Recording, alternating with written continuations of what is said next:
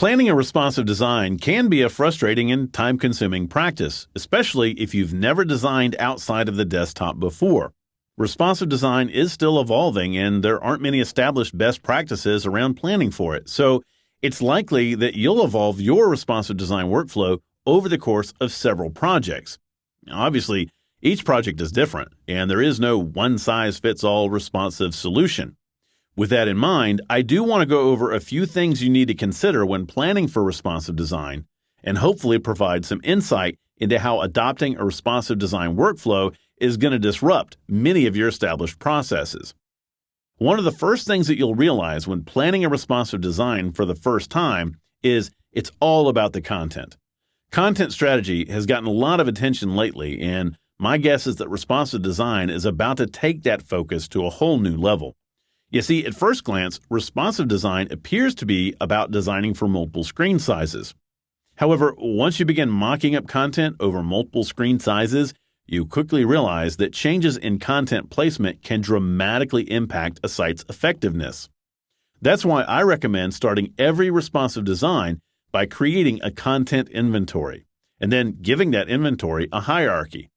By understanding how much content your site will have, and how important that content is in relation to each other, it becomes much easier to determine how to structure and design that content across multiple screens.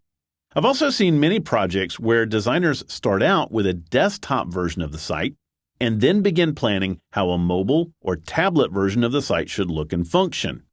In my opinion, this is the wrong way to go about it. In fact, I recommend either starting with a mobile wireframe and then expanding that to a desktop version, or working on mobile and desktop wireframes simultaneously.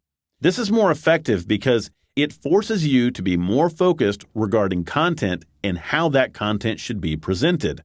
By working in the mobile space first, you force yourself to design within a narrow, linear space.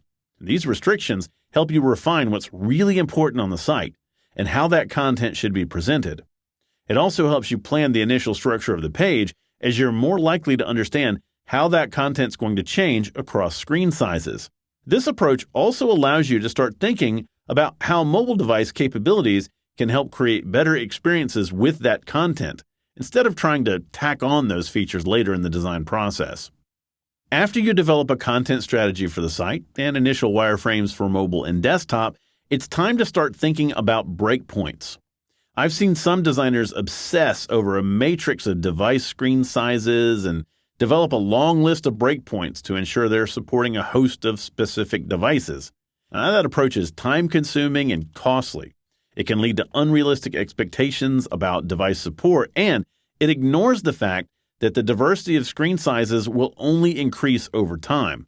I feel a better approach is to simply design towards screen sizes and be totally device agnostic. Start with your extremes, the small screen size you want to support, and then go up to the largest. Basically, that means determining where your breakpoints for mobile and desktop are going to be and whether or not you think it's prudent to design beyond those current standards. Let's say, for example, that you decide your low-end breakpoint is going to be at 480 pixels and that your high-end breakpoint will be at 1200 pixels. Once you have that range, you can begin thinking about where major changes to the layout are going to occur. The easiest way to do this is to plan out what your content is going to look like at both of those initial stages, and then decide when room for extra columns or content regions appear. Now, notice that I'm not advocating established breakpoints for tablets or portrait and landscape versions. Rather, you're letting the expanding width of the screen dictate the flow of content. If you take this approach, you'll find that those breakpoints establish themselves naturally, and you'll end up with 3 to 4 major breakpoints that progress your design through increasingly wider screen sizes. For most projects, this set will be all you need. And what's nice about this approach is that it allows you to tweak your layout based on what the available screen size gives you. For example, let's say you have a list of navigation links that fits nicely between 480 and 1000 pixels. However, you notice that if you scale down below 480, the rest of the layout continues to work fine, but the navigation breaks around 420 pixels. Since there are several devices out there within that range, perhaps you create another, smaller breakpoint at this size, which only targets the navigation through reducing the size or removing icons. These smaller breakpoints, which I call tweak points, allow you to refine your designs throughout the scaling process. Another thing you should be thinking about during this process is to what level device functionality should be considered.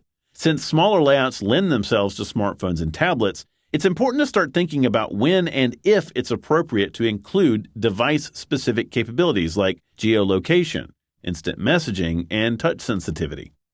Thinking about how the site will function within each context is just as important, if not more so, than how the layout will change and should be planned in parallel to your initial mockups. Of course, there is a much larger list of things you should consider as you plan content strategies and breakpoints. Navigation can be a very difficult problem to solve for responsive design sites, so you should begin solving how navigation is going to work very, very early in the process.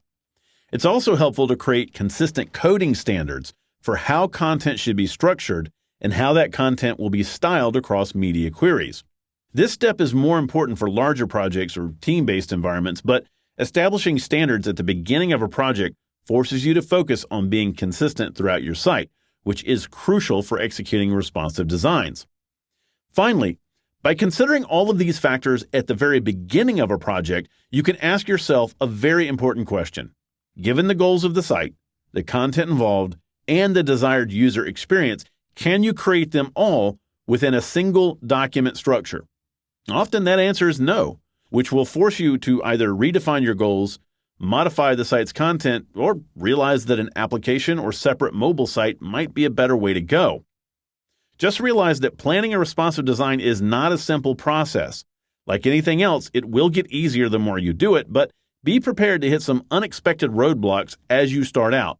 In fact, I'd advise you to add some time in your planning process to work through some of the more difficult responsive design issues that are almost certain to appear.